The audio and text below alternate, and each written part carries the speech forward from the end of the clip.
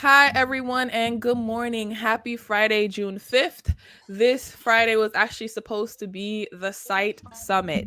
But with all that's going on in the world from COVID-19 to now the protests that we've been experiencing, change of plans. So we've decided to partner with Ignite Caribbean for their National Caribbean American Heritage Month initiatives to put on this panel talk by the Site Collective.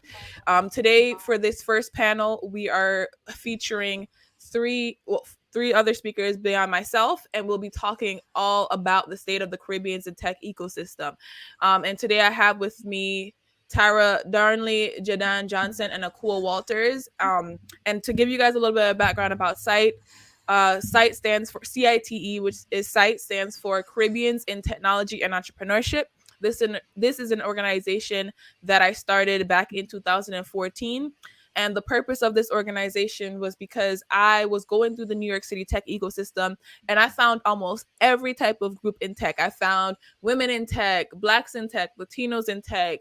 Um, there was even other subgroups that I saw, Jewish in tech, lesbians in tech, so many different groups. And I was just like, why is there not a Caribbeans in tech? I saw that there were these niche groups that focused on something common that everyone that something that everyone had in common, that was focused on helping people to better build, better learn from each other, better grow together. And I was like, you know what, I'm a doer. I'm gonna go to meetup.com and create my own little Caribbeans in tech. And from there, in 2014 we had our first event, and it was like me and I think it was like two to three other folks at a restaurant up in Harlem. And now we have a thriving community of hundreds of people in our mailing list, in our Facebook group, in our Slack channel. And it's just been an amazing experience to continue building for Caribbeans, specifically in the realm of technology and entrepreneurship. So this morning panel, as I mentioned, is the state of the Caribbean's and tech ecosystem. And I want to go around and have all the speakers tell us a little bit about themselves. So I'd like to start off with Tara. Let us know who you are, what you're doing, and what is your relationship to the Caribbean and technology and entrepreneurship.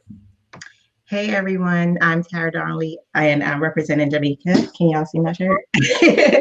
So I'm representing Jamaica today, Yadi, and I am a serial entrepreneur, founder of Dreams Inspire Reality and Darlin and Co. And for Dreams Inspire Reality, what we do is we basically help entrepreneurs launch and scale their brands, particularly on platforms like Amazon, Walmart, platforms that you don't normally see Black people selling their products. So that's pretty much what I do. I muted myself. I was drinking tea. Thank you so much, Tara. Jadan, can you tell us a little bit about yourself? Sure, thanks, Georgian. So hi guys, my name is Jadon. I was born and raised in Jamaica. I'm the founder of Next Gen Creators. We've done some extensive work back in the Caribbean in terms of getting youth involved in technology and entrepreneurship. We're the organizers of Coders of the Caribbean. We run coding workshops and boot camps back in Jamaica. So I am passionate about all things tech and the Caribbean tech ecosystem. Awesome. I think our other speaker, Okoa, is having a little bit of technical difficulties, and he'll be back in here soon. As well as like just giving a little heads up to the participants and the listeners. If you guys put any comments, we'll be able to see them. So definitely be commenting. I see we got some hearts. So definitely be commenting on the Facebook and let us know, how you feeling, what you're thinking about this session, and any feedback that you have, any additional questions, because I'm gonna open it up for Q&A towards the end of the session. So if you have any Q&A towards the end of the session, let us know, and then I'll ask those questions. And when Akua comes back, we'll have him do his intro. So the first question I would like to ask you guys is, what has been your experience, with the Caribbean and tech ecosystem? Let's dive into that more. Why did you decide to pursue technology versus all the other things and all the other paths that are out there? And I guess we could start with Jadan. Um, yeah. So for me, I almost accidentally fell into the tech ecosystem. I launched my first business when I was around 13 years old. Back in Jamaica, and there was this weird thing where I was this young entrepreneur, and every single space I walked into, I was the only young entrepreneur there. So like back in 2015, I finally walked into a room, and there was two other young entrepreneurs. These two young guys, it just so happened to be Digital Jam, which was this huge event that the World Bank would put on across the Caribbean to talk about the emerging technologies, and I was one of the speakers there. And I met these two guys, and we had very similar frustration of always being the younger persons in the room. And we came together, and we wanted to launch what was called a hacker house, which was supposed to be a space to bring together all the developers on the island so that we could do cool things.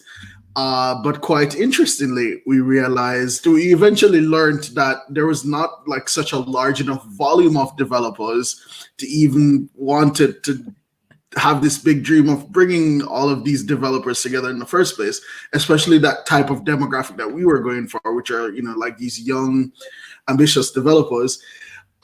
So we ended up launching a nonprofit to create that pipeline of talent. Nice. And that's kind of how I fell into that space, just kind of responding to a gap that became emergent once I decided to launch Eventual. Nice. I love that. Just being the change that you want to see, right? Just not saying, oh, it doesn't exist. Ooh, okay, I guess I'm just going to go take a nap now, but saying it doesn't exist. How can I create that space and bring other people into that space? What about you, Tyra? What was like the thing that drew you to the technology field? And I know you mostly work with you're an inventor, you have, you focus on Amazon. Like what brought you to that scope? I think as we see, especially now, how the world is changing and tech is becoming a big part of the world. I just didn't want to be on the back end looking in and not being a part of that change and trying to figure out too late in the game, especially as an entrepreneur. I think it's so important to always be innovating.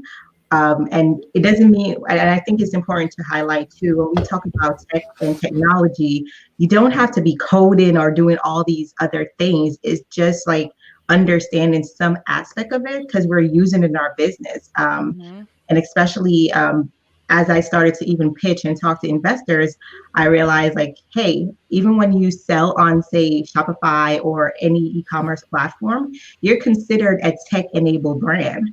So it's important to know what is going on in your business and how you can show up for your business. So that's what was important for me as an entrepreneur. And then as I saw how lucrative it was, I was like, okay, why aren't there more of us selling on Amazon? Why aren't there more of us on Walmart or just understanding these e-commerce platforms? And so I wanted to see that change, and that's what I've been helping entrepreneurs do. Awesome. Thank you so much. And yes, now, more and more brands and businesses definitely do need to be digital. And some people, you'll never see their product. You'll never see the owners. You'll never see nothing in person. You might be buying from a website. You don't even know who is the founder of this thing. And so just having that tech awareness and that tech presence, or even just being able to understand it so that way, you don't get played when you're trying to hire somebody, or you don't get, misconstrued, is very important. And I see Akua is back on. So Akua, if you could give us your introduction and, the question that we were answering is just, what kind of drew you to focusing on technology and, working with Caribbeans?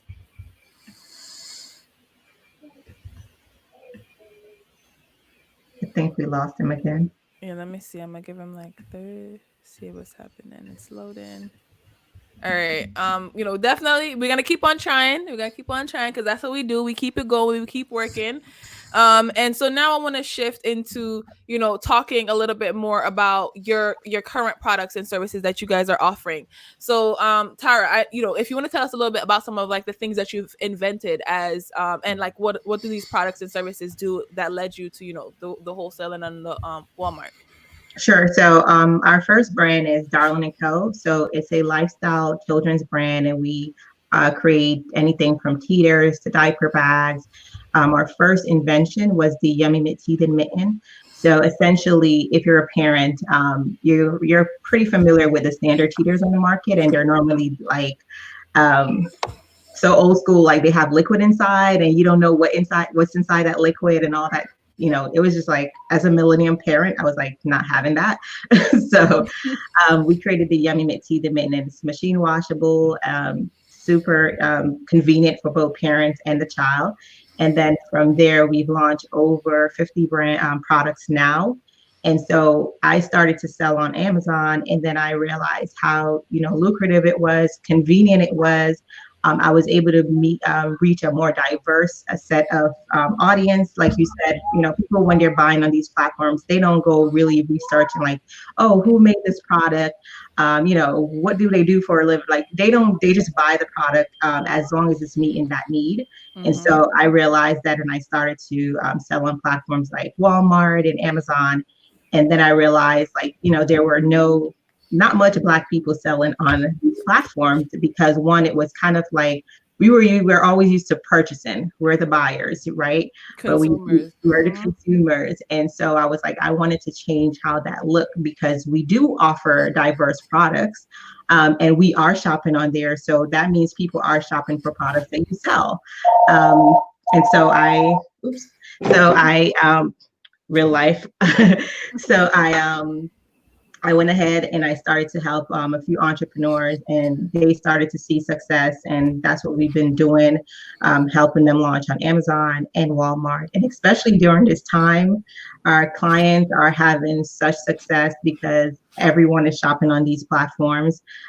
People are buying e-commerce more than ever because they're home, they're not going out. And so it's kind of like, it's also great for us because we were ahead of the curve, which I mentioned earlier. It's important to be ahead of the curve and not wait till everything is happening, then try to dive in and figure out, okay, how do I do this? How do I diversify where I sell my product? So yeah, that's what we've been doing on our end.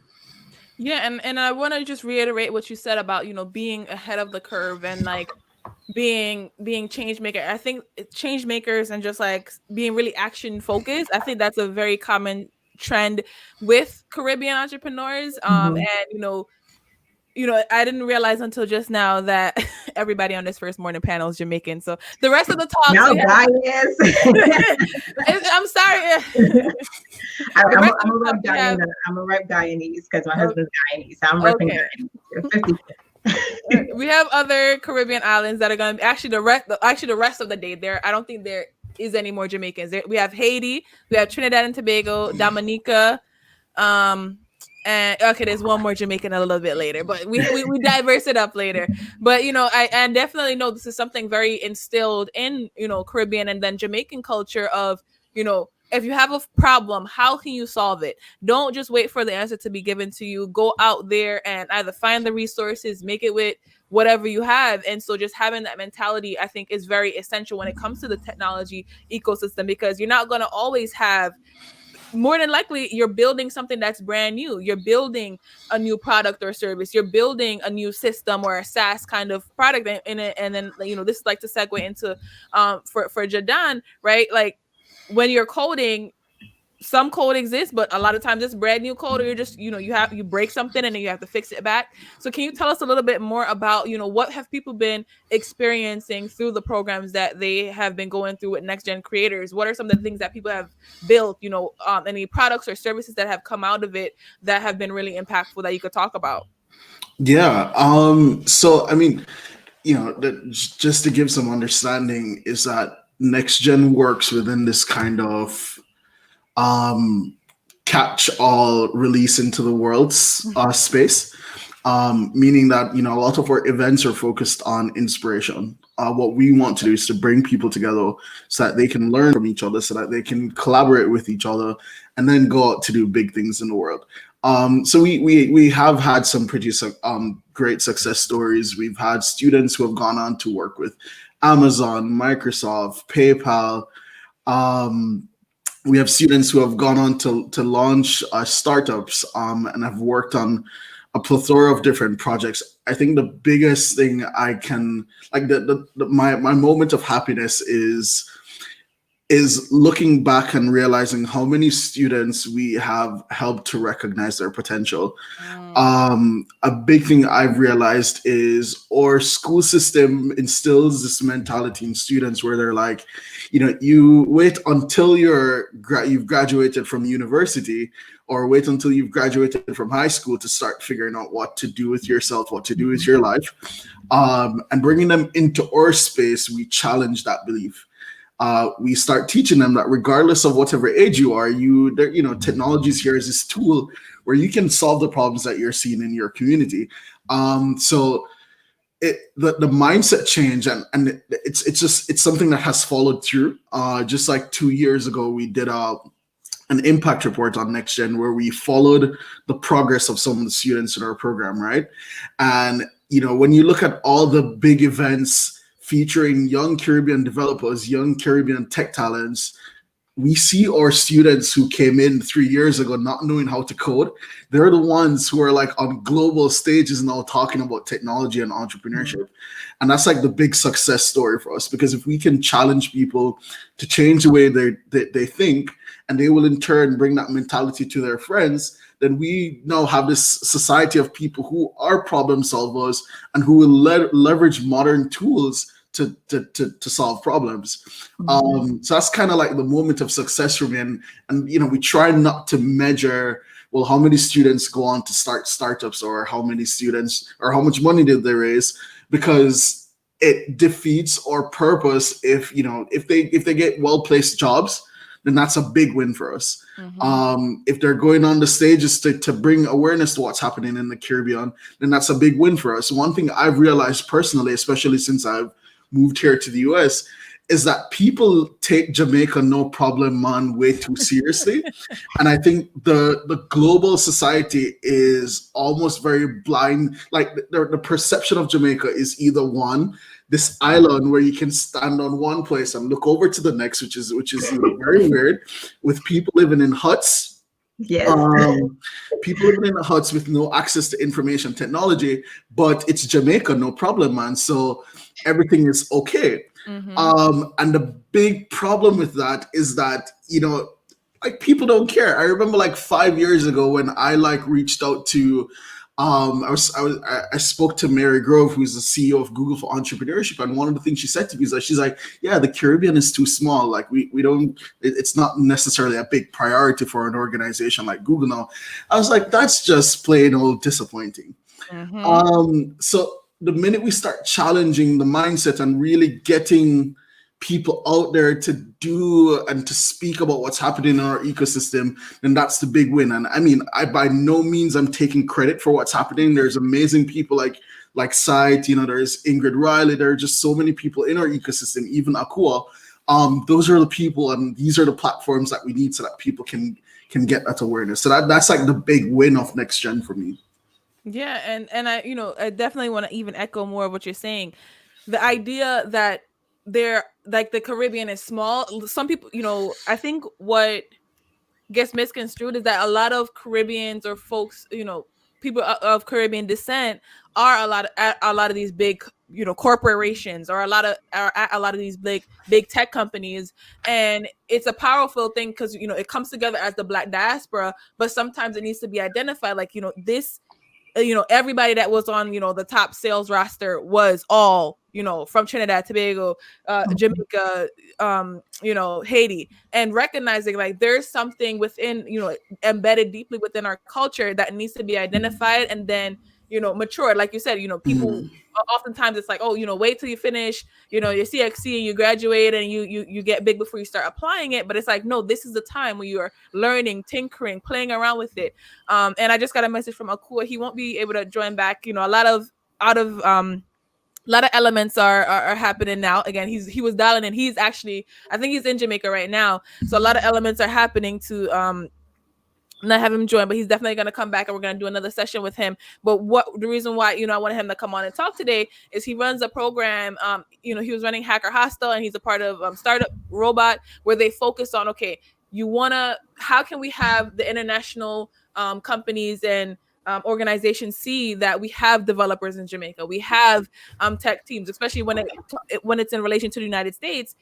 Jamaica is most often either on the same time zone, or most of the Caribbean is either on the same time zone or maybe like an hour earlier. So that's a closer time zone than just booking somebody that's in India, Pakistan. You could probably get really good rates when you hire from the Caribbean, but oftentimes people don't even know. They don't even think of like the Caribbean islands as, oh, there's developers there. It's like, oh no, it's sand, sun, and sea. That's all they got. They don't have no cold. They don't have no do they even have Wi-Fi? And I'm like, it's out of that place of ignorance. So that's one of the missions with Caribbeans in Tech, to let people know, like, listen, there are resources. And you just mentioned, somebody in relation to Google. If we were doing the site summit, was supposed to be at the Grow with Google Labs. So that's to show you, when we come together as a collective and say, listen, it's not just one or two of us. There are hundreds of people that are looking for these resources. Last year, our site summit was at Galvanize, another coding boot camp, right? Mm-hmm. The year before that, it was at WeWork. So there are opportunities, and if we come together as a collective, it's easier to then tap into the resources. We've partnered with New York Times. We've partnered with many different organizations that are saying, yes, we want to be forward thinking. We want to create opportunities. We want to hire from diverse backgrounds, and knowing that, one, a Caribbean tech ecosystem does exist. Mm-hmm. Two, great talent exists in that ecosystem. They just need to be tapped into and reached is the next thing. And then three, okay, how can we create opportunities? How can we create pipelines? How can we, expose each other when one person knows in a way that's strategic, so that way everyone is generating income, everyone is getting opportunity, and everyone is continuously learning. So now I'm going to shift it back into a little bit more of the technology focused questions.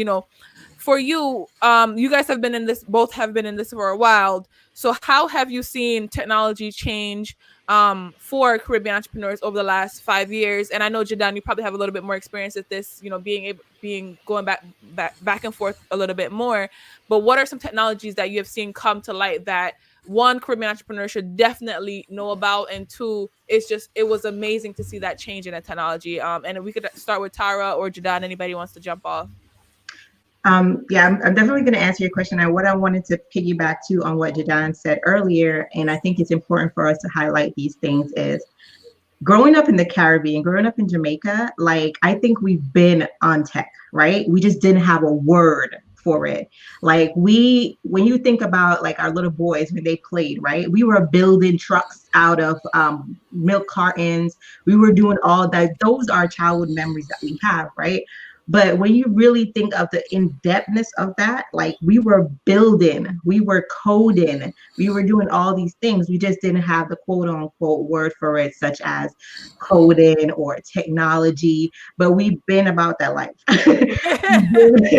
We've been inventors. We've been doing stuff with dirt, so I think, no, on a real talk. And it is. I think what it is too is having people like Jen have these teaching younger kids and generation, like, okay, let's put a word to it. This is coding. This is technology. This is how you're going to build. This is how you're going to change the world by utilizing the things that comes naturally for you. Mm-hmm. And we're going to put these names to it. And then you're going to get job placement. You're going to become an entrepreneur or whatever you want to do. So I think that's important to emphasize that, and breaking those stereotypes. When I came here, I was told the same thing, like, oh, you have light in Jamaica, you have cable. And I'm just like, no, we have way more. Like, honestly, you guys think sometimes it's a third world country. But I'm like, when you go to parts of America, and this is not to shade America, but when you go to some parts of America, it is third world country here. And we don't talk about that. When you go to Jamaica, at least we have a beach and we have a lot of stuff. We have natural resources. But I think those things are important to highlight. And it goes back to just educating people, because and we can't blame them, because it's what they see on TV. Mm-hmm. They think everybody say "yeah, man," and I don't even think we even say that. But just educating, having these conversations. Like, I didn't even know there was a platform like Site. Honestly, I didn't know that these things exist. I didn't know there was a group of Caribbean people, and I'm sure there's many more, but they don't get highlighted. And I think once we start finding them, we should absolutely jump in, pitch in, collaborate, and bring it to the forefront. So when you hear Jamaica, it's not just you're thinking about beaches and you're thinking about jerk chicken, but you're thinking about Like, it's a lot of stereotypes.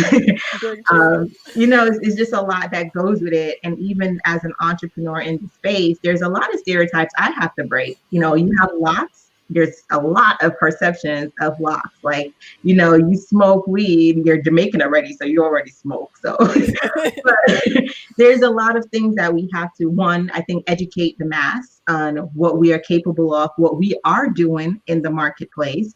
And then to answer your question, it's a lot that we're doing. And I think, whether we know it or not, like I said before, we are all doing some aspect of tech.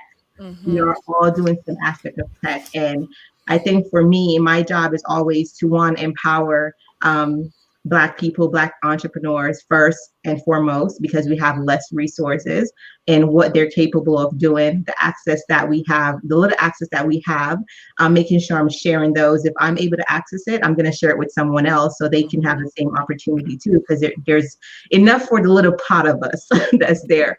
But I think for one, we definitely have to start educating, using our platforms to educate people on who we are, what we're capable of, and going back to what Jadan said about, approaching Google and, requesting for help and being told like it's too small. What does that even mean? It's too small. Like, what does that even mean? So I think for all of us collectively to just start educating everyone and, letting them know that we are able to build, we're able to code, we're able to develop amazing products in the marketplace. Because we've been doing that through milk cartons. Yeah, and then I just want to shout out the slogan, right?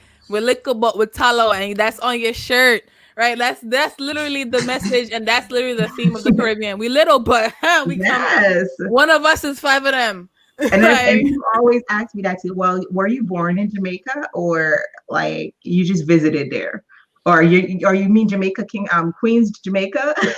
And I'm like, no, I was born there. Like, there's a lot of us there doing dope stuff. It's just like, we're not highlighted. We're not, like you'll hear about Usain and people like that, who are killing it in like sports and stuff like that. But there's also people in tech. There's also musicians that's killing it.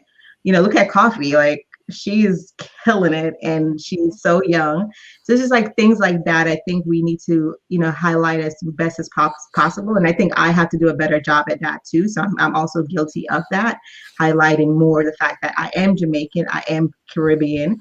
And when you do see amazing products from us or services, that is coming from someone of my likes. And there's many more of us out there as well.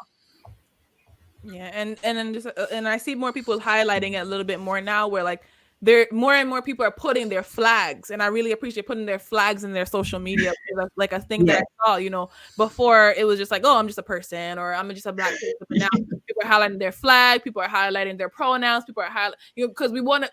More and more people want to be seen for their full identity versus just parts of it, right?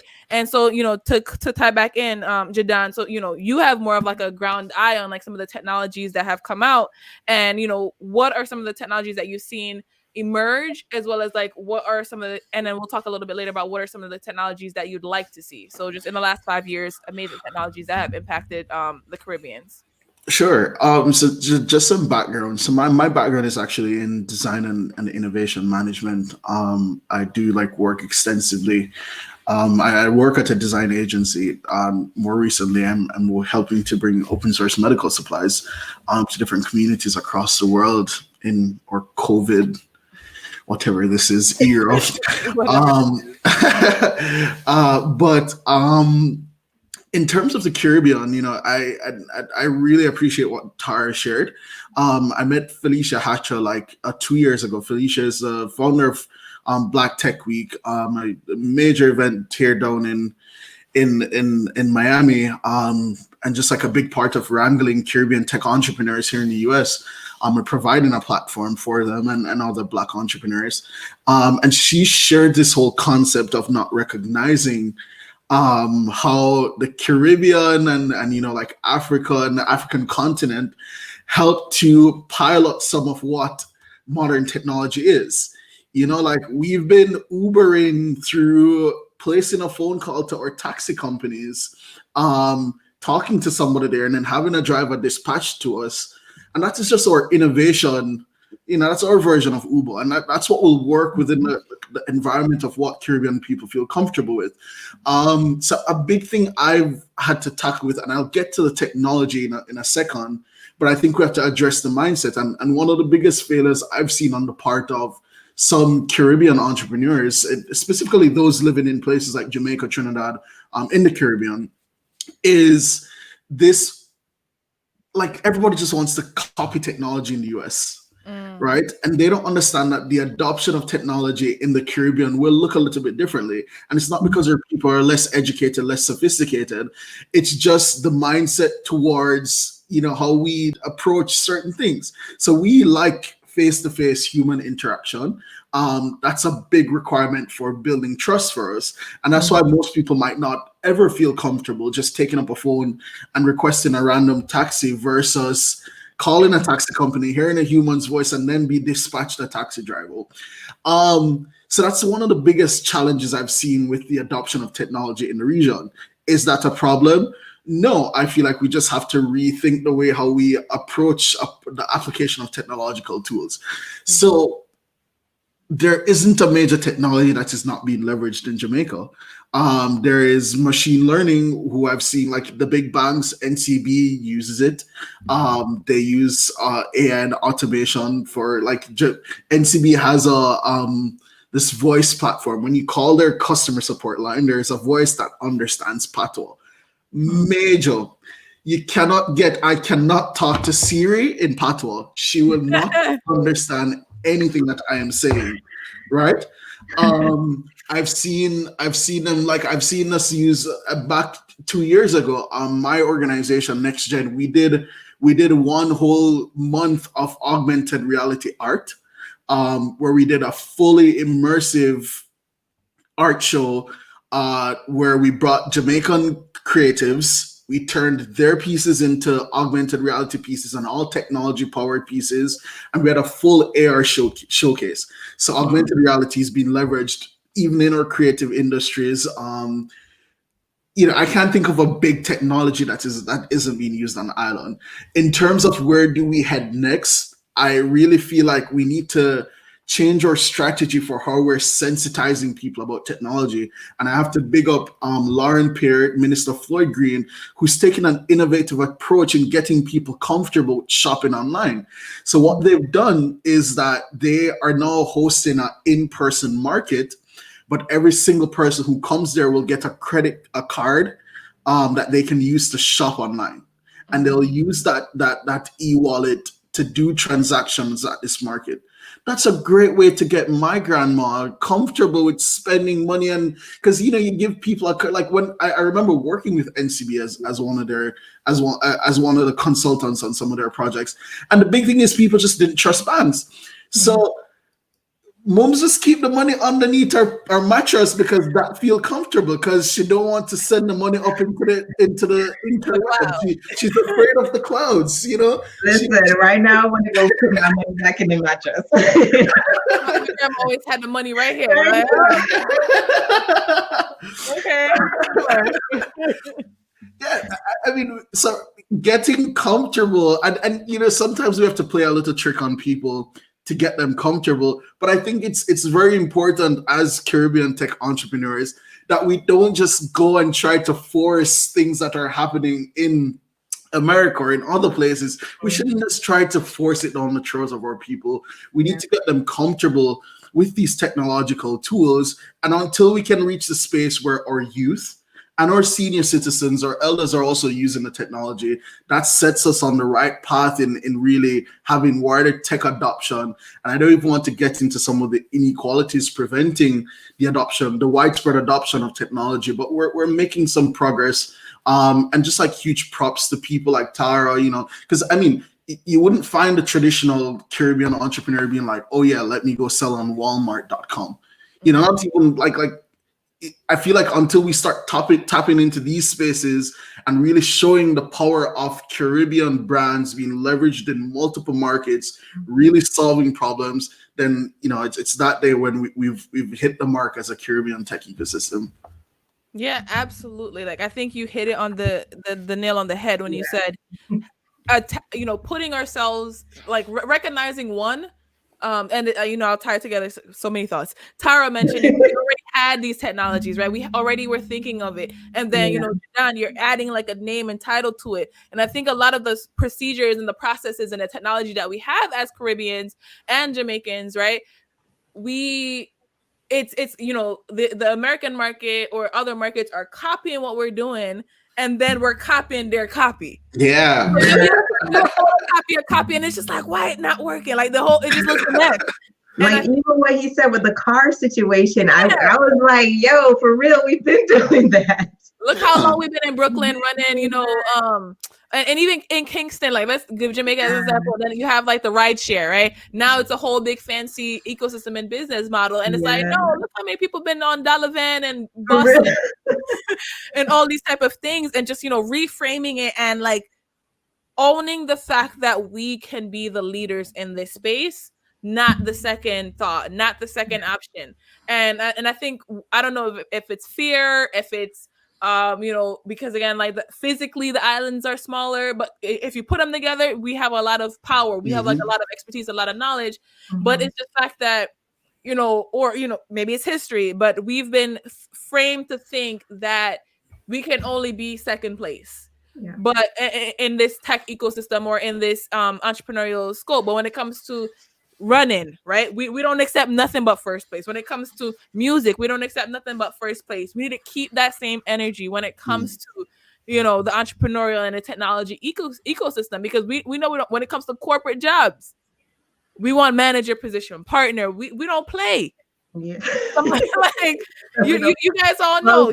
They always say we work a lot. We got 50 jobs, right? Exactly. And you got 50 jobs. So how can we reframe it to have like not have 50 jobs? Because if we're doing it the right way and just owning the fact that, listen, this is gonna be my one job, I'm gonna make thousands, if hundreds of thousands, if that's what, millions, if that's what I want, and we're gonna be the best in this field, and nobody could tell us anything different. Because when it comes to everything else, or food, or music, or running, no, somebody come say something, you are on fire, like you are.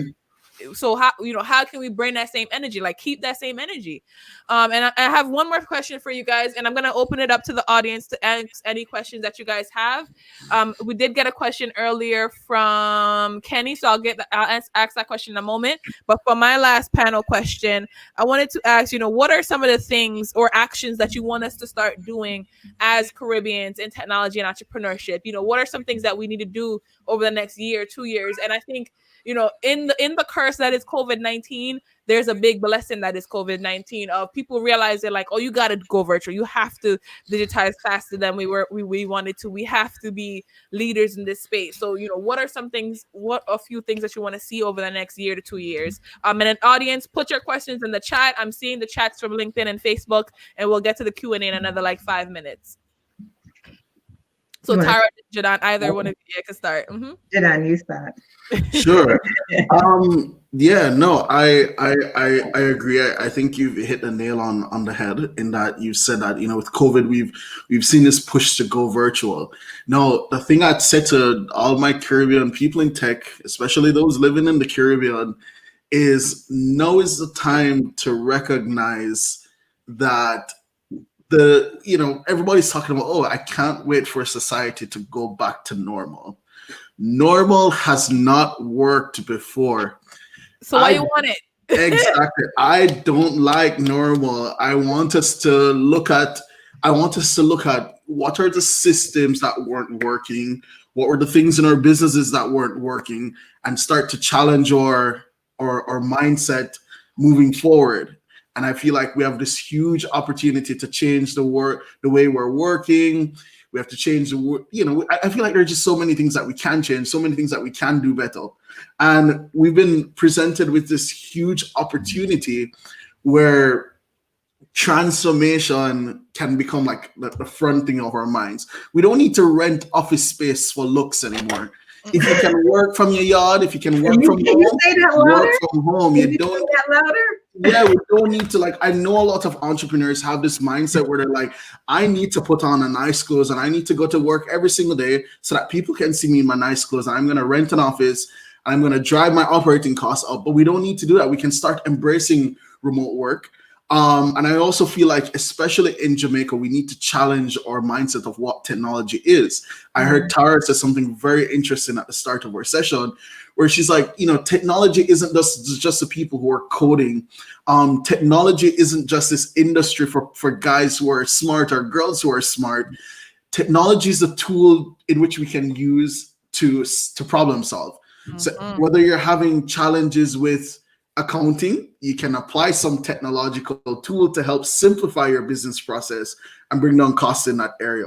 So you don't need to become a tech company, but you can become a tech-enabled company and survive and thrive within the 21st century. And that's kind of what I'm advocating for. Love that. Survive and thrive. Yes.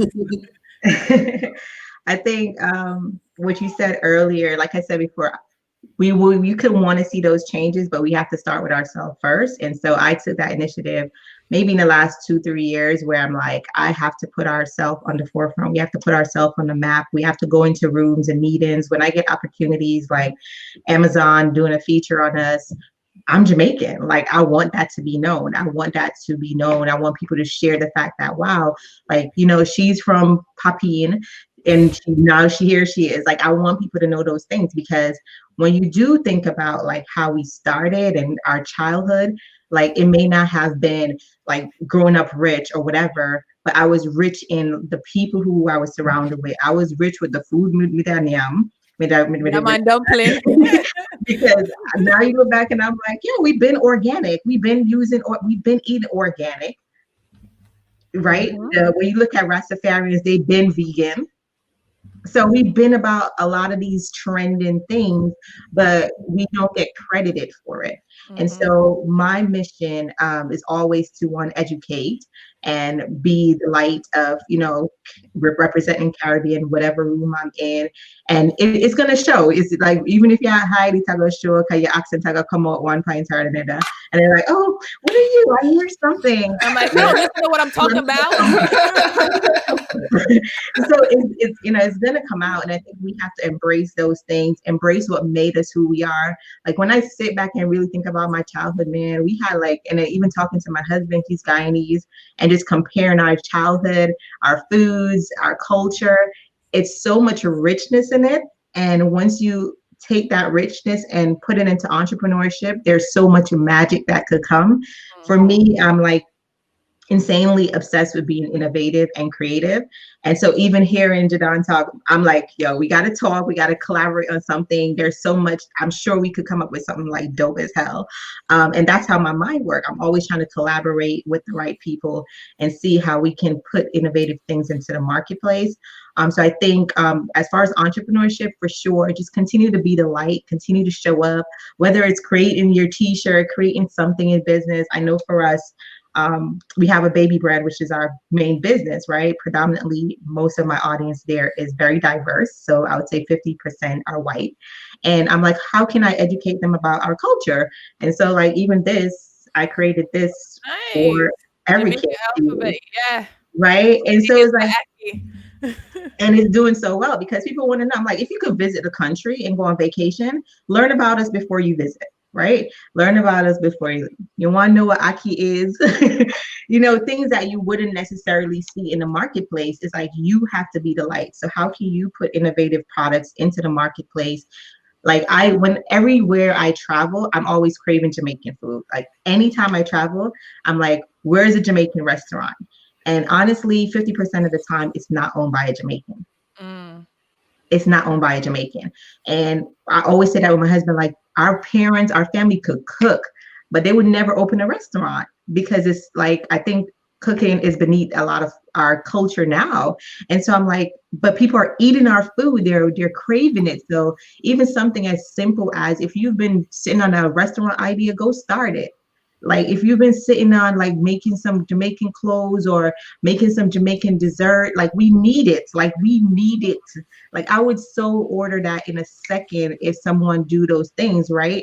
Because it's missing in the marketplace and people want to try new things. They want to try new culture, new food. So I think one, there's a lot of opportunity for us as entrepreneurs. to bring new ideas and products and services to the marketplace, as well as continue to innovate. Like, you're doing amazing work. Georgia, you ain't even talking about what you're doing, but we all out here in our own right doing something. And I think it's important to, if you see a brother or sister and they're doing something, support them, highlight them when you can, and keep having these conversations for sure. And I think we're just getting started. Just getting started. Yeah, that's it. Just getting started. So now I'm gonna break into the Q&A. So Kenny asks, he said, you brought up a point about the outside world not knowing about tech resources in the Caribbean. Is that we ourselves are not properly marketing or advertising our expertise to the relevant target audience? Or is it that there isn't that strong competence that the outside world is not accepting? Like, so I guess to like condense it, is it we're not marketing it, or they don't believe in it, that it's gonna work out the way that we say it is? So what are your thoughts on that?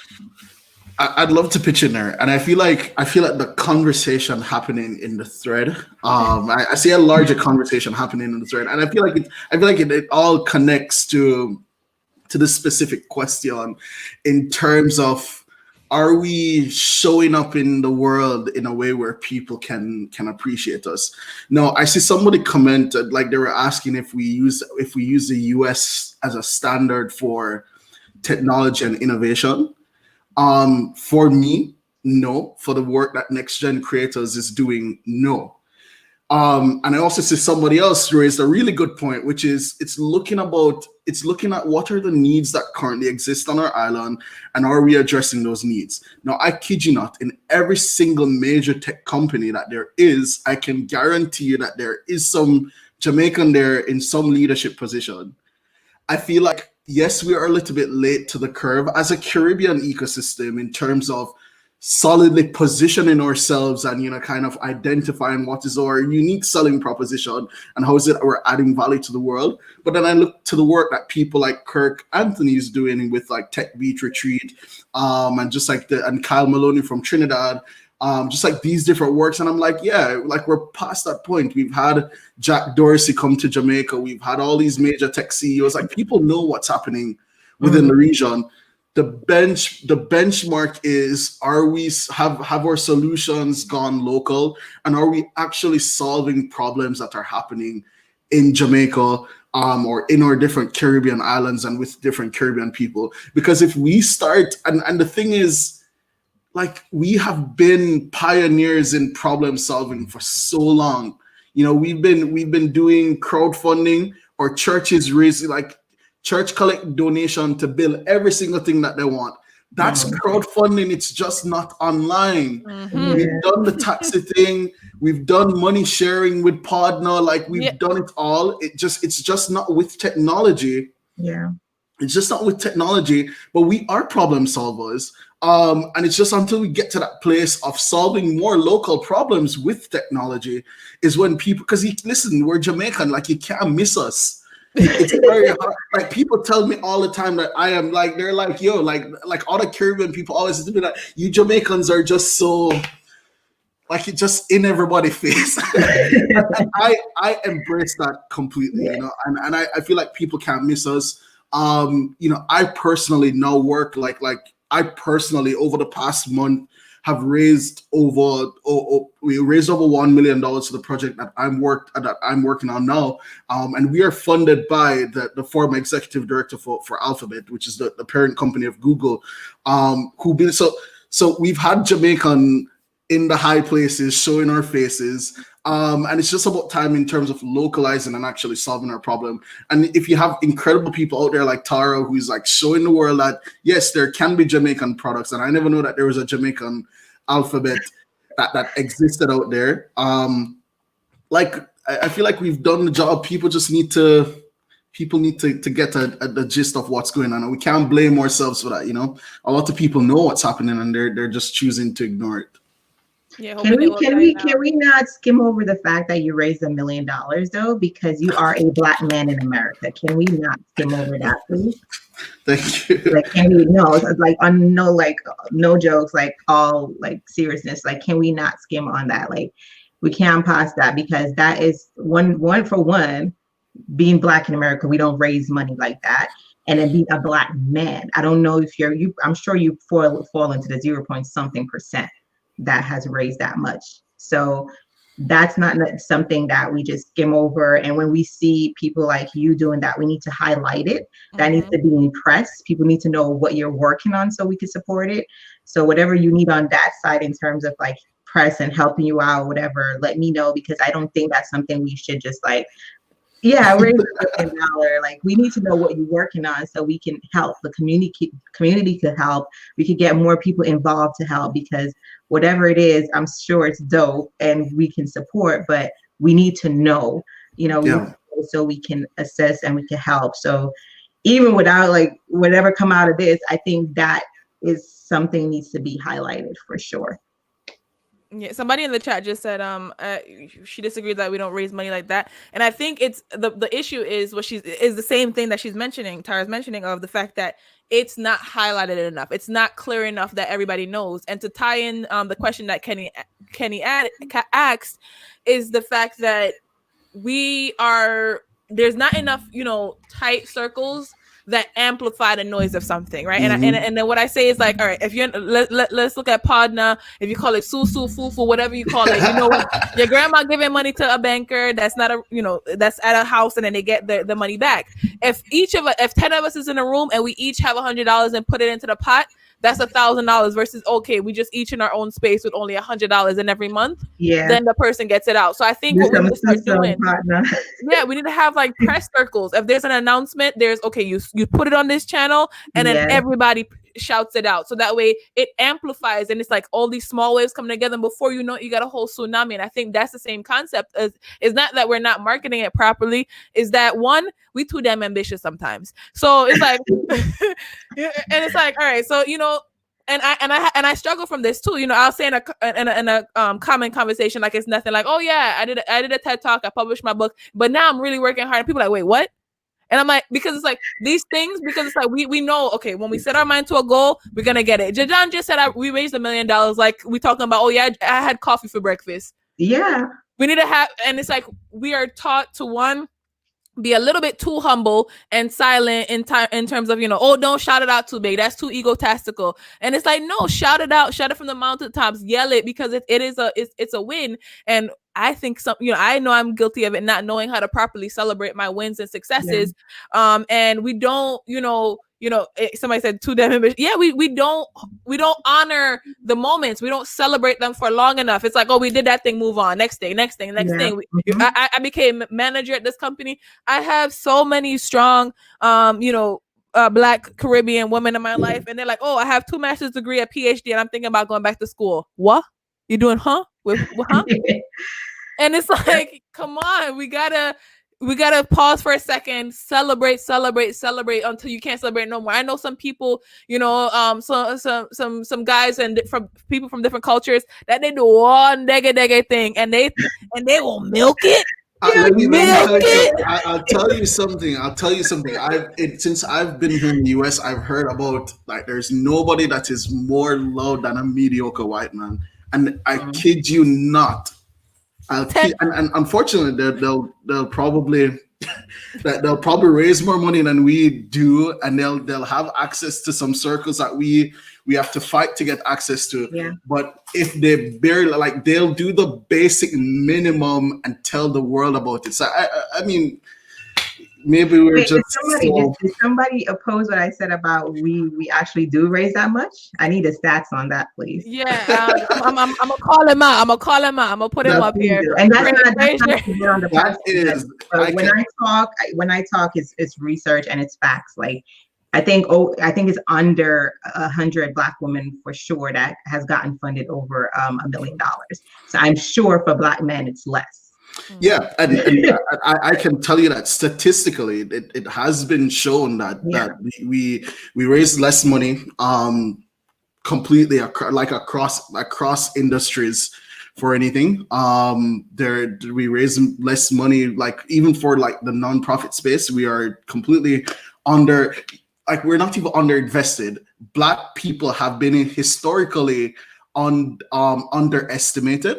And that has translated into us, accessing less opportunities in some spaces. And even for Caribbean entrepreneurs, when you kind of break us off from the rest, that has been worse. And there hasn't been as many people. Like, if we should look at comparatively, the amount of mediocre white men who can raise money versus very talented Black entrepreneurs who lack access to the right spaces and the right places. Like, historically, we are just not privileged, or we've not been given these opportunities. Yeah, and that's exactly. Sorry, go ahead. No, you go ahead first, because I'm gonna make a little comment. That's exactly what I meant. Like, when we're talking about raising money, like, honestly, $1 million pennies on the pennies. Like, when they raise money, they're raising $100 million for growing grass that's already growing on the soil. Like, that's what I'm talking about. I'm talking about, like, not having something innovative and being funded for it, or being funded for a concept on a paper.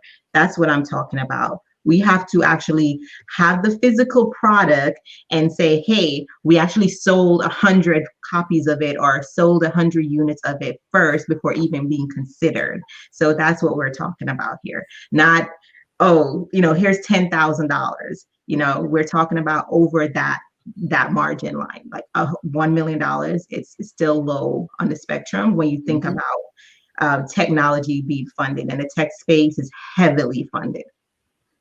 And then, so I just brought up the comment by Dr. Claire Nelson, and if you guys don't know who Dr. Nelson is, she is one of, she's been in the game of technology for a while now. She has worked with the White House. She has worked with, she is one of the people that are responsible for creating and making sure that there's a National Caribbean American Heritage Month. And she's the one that reached out to us and said, hey, I know you guys weren't going to keep the Site Summit, but we want to keep this content, and is a part of like the Smart Emerging Technologies Brain Fest that we're doing over the next few days. And there's other sessions and talks. But, her comment, I highlighted that, and I want to end us on this note, is the fact that she said, maybe your generation boasts, but my generation doesn't. And I think that's something that we all, as Caribbeans, need to think about. The older generation definitely does not boast. And, if you're raised by, your grandma, your mom, if it trickled down, you're probably not boasting either. And I grew up in the countryside of Jamaica, St. Thomas. So I'm not in no fancy Kingston and all that. So, I was in a household that, you need to do more. You're doing good, keep doing, keep going. And so boasting wasn't a thing. People got degrees, they got opportunities. And so how do we mesh the generations? Because there's a lot of access and accomplishments that the older generation has achieved, and then there is like the middle generations, the millennials, and then we have now the new generation, Gen X, or children. So how can we have like a common note amongst everybody, and it not be seeming like they're trying to knock us down, but how can we continue to work together and build? She said, George, you have to do this thing. We need to make sure the young people are highlighted, so that way I could talk to other people that are in my generation to say, listen, we need to hand over the baton, and we need to make sure this things keep on going. We need to share the knowledge that we have, the context that we have, the doors that we open. We need to make sure that it stays open for them.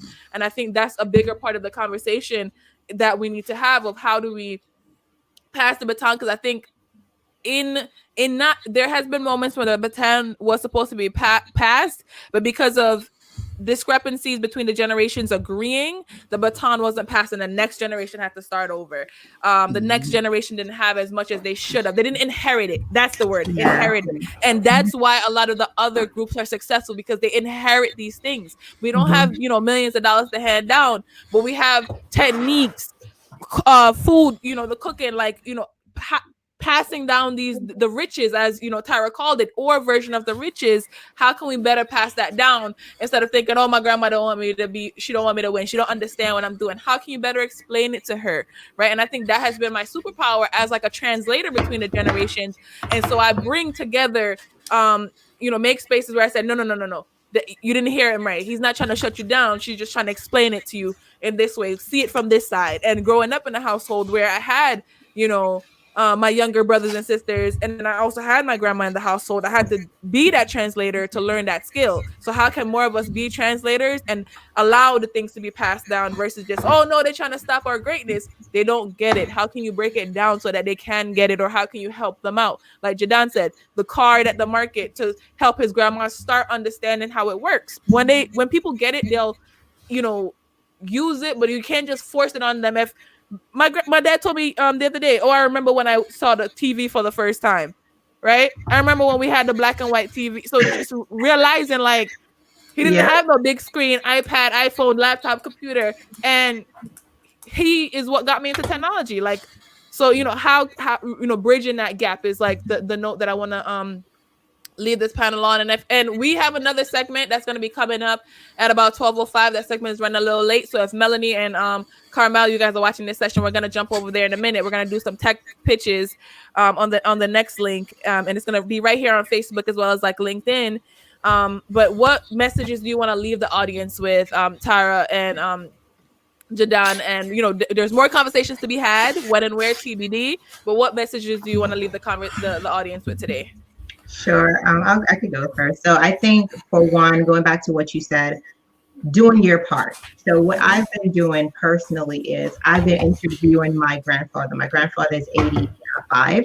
So I've been interviewing him to find out about our family heritage, our lineage, our legacy, what, who was who. And one of the things too, even as you go back to even having discussion about, say, for example, slavery, right? We didn't hear about that in Jamaica. We heard about Nanny and the heroes and stuff, but we didn't hear about much of our history. And so I had to go back, do the research, especially when I was designing this card, do the research about our heritage, our history, why we are the way we are. And because I need to now pass that legacy down to my kids. Mm-hmm. I can't teach my kids like, oh, you're half Jamaican, you're half Guyanese. And what does that mean exactly? What does that mean to me? Now my daughter can walk proudly knowing what her foods are, what her grandma did, what her grandfather did.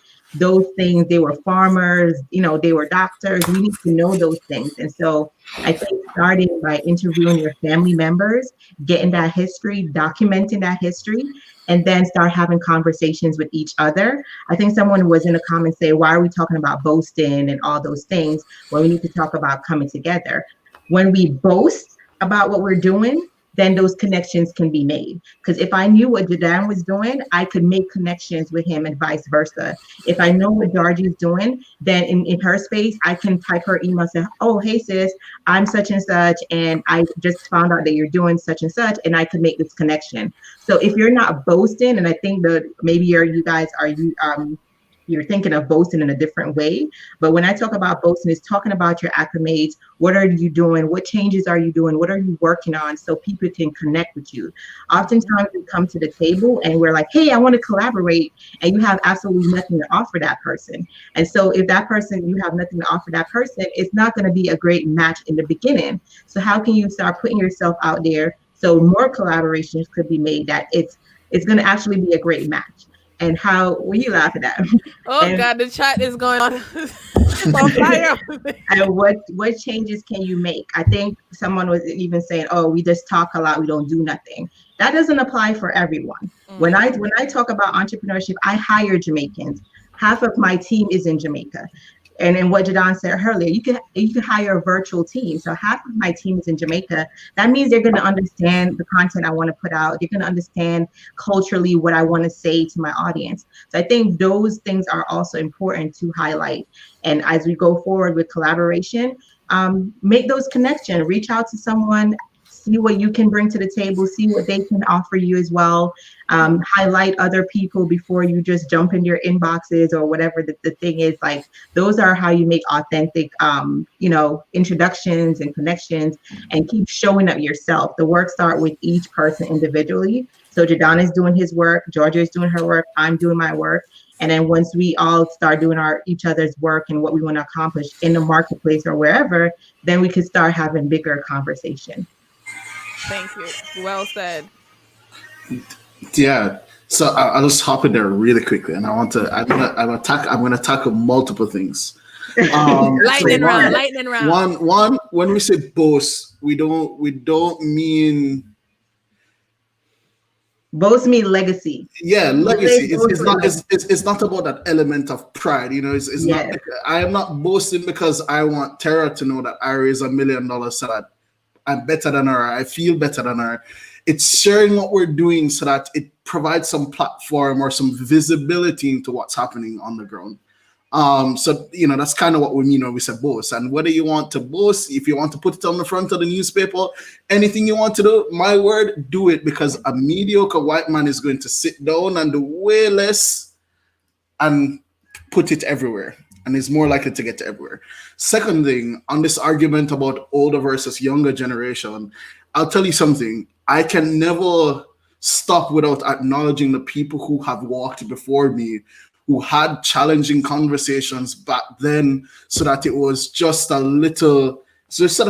even a little bit easier for us to step into certain places to talk. Like there's Ingrid Riley, who I have the greatest respect for, because she was a veteran in terms of building Caribbean tech ecosystems, and she helped us to have difficult conversations. She put us into the places that we needed to be at, so that we could talk to people about getting youth involved in tech.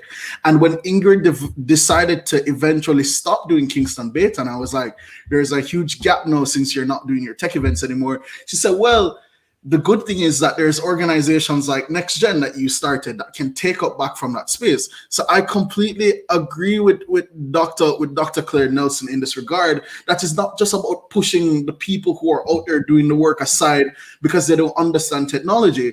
Because as we've been mentioning on this call, is that sometimes innovation looks a little bit differently, and innovation should not be limited to just this branding of technology. What we need to do as people is to solve problems and to increase access and make the lives of our people easier. And whether we're using technological tools to do it, or whether we are just crowd raising in our churches by throwing money into a bag, and that's our way of crowdfunding, then we have to embrace and lean into those things and say, how is it that we can make them more efficient? And then to kind of jump back into the final thing, and I am going to be the person who says this, that we've seen this heightened set of injustice against Black people out there. And believe you me, people have been saying that, oh yeah, there are things happening in Jamaica as well, or oh, I'm glad that Jamaica is a little bit differently. Like, Jamaica is not without her own problems. I understand that, but I, for one, as a Black man living in the United States, will never just hide behind the guise of, oh, I'm Jamaican, so I am being privileged off from the same brutality and injustice and racism and prejudice that's being shared towards Black men in the American society. So I want to raise the consciousness that, we are feeling it in everywhere that we go. And I will not enjoy the humanity of my skin only in Jamaican. And the thing I want to recognize that I kind of hear coming up from the both of you is that this thing of legacy and really taking deliberate action to bring Jamaican people into these spaces that we are in is really, really, really important. And for everybody out there, as you go through, like when you guys make it and we reach to the top spaces within whichever industry that we're in, please look out for our Jamaican brothers and sisters, please look out for the people within our community so that we can elevate the consciousness that is happening and we can bring light to what is happening. Because for far too long, some people just want to go into high places with bad intentions. We just want to look back and call everybody back home and be like, yes, I am now the CEO here, or I am the big boss here. But when you go into these high places, the next thing you should look about is, how can I get more people from the Caribbean within these spaces for us? Because there are talented people, we're a talented set of people, we have a talented culture, and people deserve to enjoy the luxury of having Caribbean people working within their companies and within their communities. And, it comes from that deliberate action. It is not enough to just be like, I'm going to look up for my brothers and sisters. We need to put that into practice. And that's kind of the note I want to end on. Thank you guys so much. And I'm definitely want to continue this conversation in more aspects, but we have to jump to the next talk. If you guys want to continue to join us, we have Melanie Painter as well as Carmel Cadet, who's going to be pitching and talking about their tech startup. So just look out for the next live session right here on Facebook, right here on LinkedIn. Thank you so much, Tara and Jadan, for kicking us off. Everyone who's asking, yes, this was, the recording will stay up on Facebook and LinkedIn. We'll also be uploading it to the Caribbeans in Tech YouTube channel. So look out for that, and share this content. Reach out to us, caribbeansintech.com, and in the caption and comment section on all platforms, I'll include information to reach out to Tara and Jadan, which yeah, they're on Twitter, they're on all the things, and I think Jadon's website is just his name, JadonJohnson.com. And Tara, what's your website again, really quickly? Right there, dreamsinspirereality.com. Yeah, so dreamsinspirereality.com. Thank you so much for being here with us, kicking off for the state of the Caribbean ecosystem. We've done a lot. There's still a lot more to be done, and we have to do it together. And there's going to be many ways that can happen. So connect with them offline, and we'll see you in the next broadcast. Thank you so much for being here, everyone. Bye, guys. Thank you. Connect us too, please. Thanks. Yes, I will make an introduction to you for you guys a little later today. Bye, guys. Bye.